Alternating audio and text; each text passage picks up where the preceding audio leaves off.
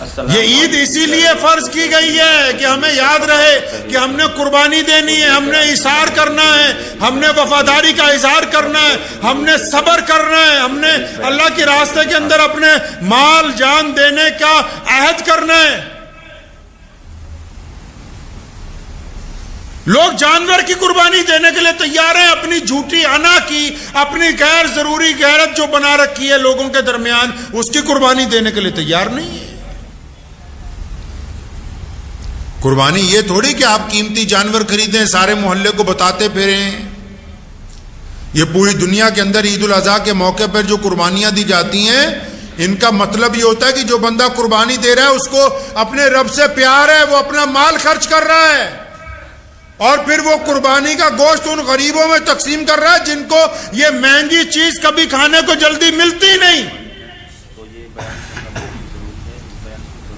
عید الاضحیٰ کا مطلب کہ ہم اپنے دل کے اندر اس جذبے کو دہرائیں کہ الہ العالمین آپ نے جن لوگوں سے، جن چیزوں سے ہمیں رکنے کا حکم دیا ہم رک جائیں گے، جن کاموں کا شریعت میں حلال طریقے سے کمانے کا حکم دیا ان کو کریں گے، جن رشتوں کو اللہ نے جوڑنے کا حکم دیا ان کو جوڑیں گے، جن رشتوں میں اللہ نے کرواہٹ دور کرنے کا حکم دیا ان سے دور کریں گے۔ جہاں ہماری میں نے ہمارے خاندان کا بیڑا غرق کیا، ہم عید کے دن اپنی میں کو قربان کر کے ہم بن کے ایک دوسرے کے گلے مل جائیں گے۔ یہ اس عید کا فلسفہ ہے، اس عید کا مقصد ہے۔ یہ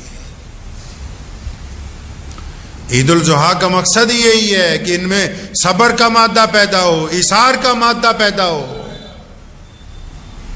جو قربانی نہیں دے سکتے، جن کے پاس اتنی رقم نہیں ہے، وہ کیا کریں؟ سیدنا ابوبکر صدیق رضی اللہ تعالیٰ عنہ خلیفہ ہے، نہیں پیسے ہیں، نہیں دی قربانی کئی سال۔ عمر رضی اللہ تعالیٰ عنہ نے کئی سال قربانی نہیں دی۔ لیکن اصل قربانی کیا ہے؟ اصل قربانی محمد رسول اللہ صلی اللہ علیہ وسلم کے دین پر پابند ہونا ہے۔ اصل قربانی ماں باپ کی اطاعت ہے۔ اصل قربانی اپنے بھائی سے وفاداری ہے۔ اصل قربانی غریب اور مستحق لوگوں کی مدد کرنا ہے۔ اصل قربانی اپنی جھوٹی انا کے لیے پنچایت میں غلط فیصلے کو واپس لینا ہے۔ اصل قربانی کسی کی ماں، بہن، بیٹی کو عزتیں عطا کرنا ہے۔ اصل قربانی کسی بھٹکے ہوئے کو راستہ دکھا دینا ہے۔ یہ تمام قربانیاں تب ہیں جب ہم ہمت رکھتے ہوں اپنے دل کو قربان کرنے کی۔ صرف اگر جانور ذبح کرتے ہیں تو لطف نہیں آئے گا جب تک ہم اپنی انا نہیں قربان کریں گے اللہ کے راستے میں۔ ابراہیم علیہ السلام صرف بیٹے کو قربان کرنے نہیں چلے تھے، وہ اپنے بیٹے کو اللہ کی رضا کے اندر قربان کرنے چلے تھے۔ بیٹے نے صرف باپ کا کہنا نہیں مانا، اللہ کی رضا کے لیے اللہ کے دستور کو مانا کہ چھری چلتی ہے تو چل جائے لیکن میں اللہ کے حکم کے اندر رہوں گا۔ بیوی نے شیطان کو اس لیے بھگایا تاکہ قیامت تک کے لیے تمہیں پتہ لگ جائے کہ شیطان جب آ کے وسوسے ڈالے تو شیطان کی بات نہیں مانی جائے گی، صرف رحمان کی بات مانی جائے گی۔ کئیوں نے تو سمجھا کہ بس گوشت کھا لیں بس ہو گئی عید، ایسا نہیں ہے۔ اس عید پر عہد کیجئے کہ ہم نے اپنی انا کی بھی قربانی دینی، اپنے جھوٹے غرور کی بھی قربانی دینی، جس کی وجہ سے بہت سارے رشتے ٹوٹے ہوئے ہیں، بہت سارے کام بگڑے ہوئے ہیں۔ گھروں میں لوگ کہتے ہیں سکون نہیں ہے، گھر کا جو بڑا ہوتا ہے اس کے ہاتھ میں کنجی ہے سکون کی۔ وہ چاہے تو ایک دن میں حالات اچھے ہو جائیں، وہ چاہے تو ساری زندگی نہ ہو، وہاں قربانی دینے کے لیے تیار نہیں ہے۔ قربانی تو ان تمام لوگوں پر فرض کر دی گئی جو صاحب نصاب ہیں، اور کئی صاحب نصاب ایسے ہیں اللہ تبارک و تعالیٰ کو کنجوس سے بڑی نفرت ہے۔ آپ کو پتا ہے کہ کوئی کنجوس 5 ٹائم نماز پڑھتا ہو، روزے رکھتا ہو، حج کرتا ہو، زکوٰۃ دیتا ہو، لیکن جائے گا کہاں؟ جہنم کے اندر۔ پڑھیے بخاری شریف۔ کنجوس کا ٹھکانہ جہنم ہے۔ اگر کوئی غریب آدمی اپنے 100 روپے میں سے بھی 10 روپے صدقہ کر دیتا ہے اس کا ٹھکانہ جنت ہے، لیکن کنجوس آدمی چاہے وہ متقی پرہیزگار کیوں نہ بن جائے، اللہ تبارک و تعالیٰ کو کنجوس نہیں پسند۔ جو قربانی کرنے میں بھی کنجوسی کرتے ہو, وفاداری میں بھی کنجوسی کرتے ہو, محبتوں کے اندر بھی کنجوسی کرتے ہو, رشتوں کے اندر بھی کنجوسی کرتے ہو, اور سوچتے ہو ہم نے بہت کچھ بچا لیا, بچایا کچھ نہیں, تم نے سب کچھ کھو دیا. یقین مانو جب بچہ پیدا ہوتا ہے تو کچھ لے کے نہیں آتا, اور جب مرتا ہے تو کچھ ساتھ میں لے کے نہیں جاتا ہے. کچھ لے کے نہیں آتا اور کچھ لے کے نہیں جا سکتا. کئی صاحب نصاب ایسے ہیں جن کے اوپر 10 قربانیاں فرض ہیں. تو ہمارے یہاں نیا دھندا نکل آیا آج کل, وہ کہتے ہیں کوئی بڑے جانور میں قربانی کا حصہ ڈال دو. جس طرح تراویوں میں بھی شروع ہوا نا بھائی, کوئی حافظ ریل پکڑ لو, بس 3 دن میں ہی نپٹا لو. اللہ نے جن کو اتنا زیادہ نوازا کہ وہ 10 چھوٹے جانور کر سکتے ہیں, وہ کہہ رہے چلو بھائی کہیں 1000 روپے میں 800 روپے میں بس دور ہی کام نپٹ جائے, بس بوجھ اتر جائے سر سے. تو بس پھر بوجھ ہی اترا, ابھی دل سے قربانی قبول نہیں ہوئی ہے, فتویٰ ہی لاگو ہوا ہے, روح نہیں ہوئی. روح تو تب ہوگی جس استطاعت کے ساتھ اللہ تعالیٰ نے, جس عزم کے ساتھ تمہیں بنایا ہے. اللہ تبارک و تعالیٰ نے جو تمہیں وسعت عطا کی ہے, اللہ تبارک و تعالیٰ نے جو تمہیں نوازا ہے, تم اس نوازنے کے معیار کے مطابق اگر قربانی نہ دو پھر کون سی قربانی ہے کہ نہیں جی ہم نے تو سوچا کہ فلاں جگہ حصہ ان کے لیے جو اس قابل نہیں تھے کہ وہ حصہ کے علاوہ صرف ایک اپنا ہی کوئی چھوٹا جانور خرید کے قربانی کر سکتے, جن کو اللہ نے کروڑوں روپے دیے, نوازا, اور اتنا نوازا ہے کہ گھر کے تمام لوگوں پہ قربانی واجب ہے, تمام پہ. سن لیجئے سب پہ واجب ہے. وہ سوچے نہیں کہ بس ایک ہی کر دیں, یا کچھ 100 کلومیٹر کے بعد کسی کو پیسے بھیج دیتے ہیں وہاں پر قربانی کر دے, ہمارا 50,000 لاکھ روپے بچا دے. تم نے بچا کے کوئی کمال نہیں کر لیا ہے. اگر دل مطمئن ہے تو کیجئے.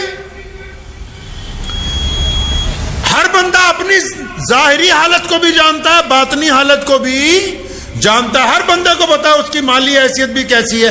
اگر آپ کا دل حصہ دے کے مطمئن ہے کہ واقعی میرے پاس اور اتنے پیسے نہیں تھے کہ میں اپنے ہی گھر میں قربانی کرتا چھوٹے جانور کی لا کے, اور اب میں بالکل اس پہ مطمئن ہوں, تو پھر تو ٹھیک ہے. لیکن اگر آپ یہ سمجھتے ہیں کہ ہاں میں نے فرض ادا کر لیا, اتنے پیسے بچ گئے, دل کے اندر چور موجود ہے, تو قربانی میں بھی ہیرا پھیری ہے. یہ کی کرتا جاتا ہے. بلے شاہ نے کہا نا کہ نماز بھی نیتی جانا ہے, ٹھگی بھی کیتی جانا ہے, آ کی کیتی جانا ہے. تو نیتوں کے اوپر قربانی نیتوں پہ ہے. اللہ تبارک و تعالیٰ کو ضرورت نہیں کہ اسماعیل علیہ السلام کی گردن پر چھری چلے. اللہ تبارک و تعالیٰ کو یہ بھی ضرورت نہیں کہ ابراہیم علیہ السلام کی نیت کو جانچا جائے. ایسا نہیں ہے. اللہ نے قیامت تک کے لیے آنے والے مسلمانوں کو دکھانے کے لیے کہ دیکھو جب میں نے اپنے نبی کو خواب میں حکم دیا تو یہ دیکھو کہ جو میرا بندہ ہوتا ہے وہ میرے لیے کس حد تک جا سکتا ہے. اس لیے یہ قربانی کا فلسفہ ہمارے سامنے رکھا ہے. یہ کس نے کہا کہ صرف جانور ذبح کرنے کے ساتھ قربانی ہو جائے گی؟ قربانی کو زندگی کے ہر معیار پر لانا ہوگا. حدیث پاک میں آتا ہے نا, جو چیز اپنے لیے بہتر سمجھو وہی اپنے بھائی کے لیے بہتر سمجھو. دسترخوان پہ بھی اگر بیٹھیں تو آپ کو 2 روٹیوں میں اگر ایسا لگتا ہے کہ ایک زیادہ بہتر ہے, زیادہ گرم ہے, یہ میرے حصے میں آ جائے, تو شریعت کہتی ہے کہ وہ اسی دسترخوان پہ بیٹھے ہوئے اپنے بھائی کو دیں, تاکہ پھر پتہ لگے کہ آپ میں جذبہ ہے قربانی کا. جن چیزوں کو آپ اپنے لیے بہتر سمجھتے ہیں ان کو اپنوں کے لیے بہتر سمجھیں. جس آنے والے نقصان کے متعلق خود خبردار ہونا چاہتے ہیں, اپنے پڑوسی کو بھی اس سے خبردار کریں. دوسروں کی تباہی پر خوش ہونے کی بجائے ان کو خبردار کر کے خود بھی ان کا ساتھ دیں. یہ فلسفہ ہے عید الاضحیٰ کا. اللہ تبارک و تعالیٰ نے یہ فلسفہ ہمیں عطا فرمایا ہے اس عید کے موقع پر. اور بے انتہا اللہ نے جن کو نوازا ہے ان کو چاہیے کہ اپنا مال اس عید کے روز پوری فراخ دلی کے ساتھ خرچ کریں. جن کو اللہ نے خوب دیا ہے سستے جانور نہ ڈھونڈیں,